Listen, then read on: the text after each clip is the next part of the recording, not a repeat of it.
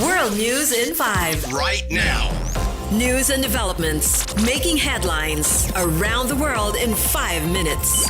World News in 5. Here on Radyo Pilipinas World Service.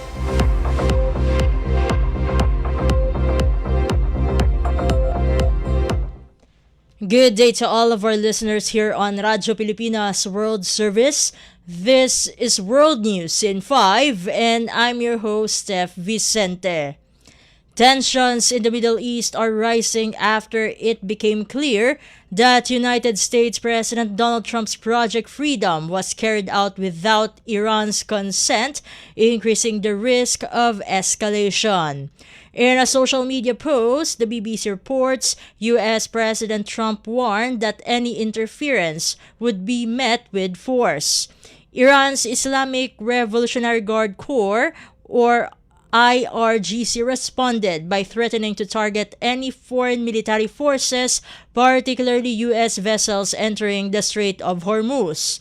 Initial Iranian reports claimed a U.S. destroyer had been struck, but this was later downplayed as warning shots, a claim denied by the U.S. Central Command.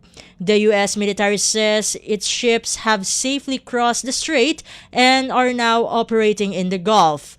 Meanwhile, unconfirmed reports indicate attacks on merchant vessels and drone activity targeting the United Arab Emirates or UAE, raising further concerns about a widening conflict.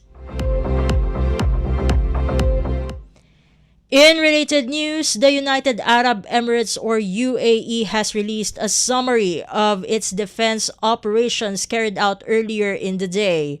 According to the UAE Ministry of Defense, the BBC reports the air defense systems intercepted 12 ballistic missiles, 3 cruise missiles, and 4 drones launched from Iran, leaving 3 people moderately injured.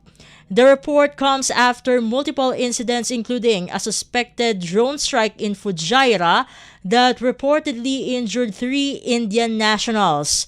Authorities say the total number of people wounded since the conflict began has now reached 227, with 3 fatalities recorded.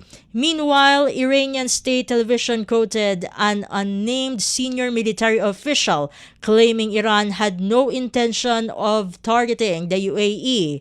No further statements have been issued by Iranian officials. And finally, fighting continues in southern Lebanon despite what is officially described as a ceasefire, with Israeli airstrikes reported daily. According to BBC News, the Lebanese Health Ministry says at least 100 people, including civilians, have been killed in just the past 4 days.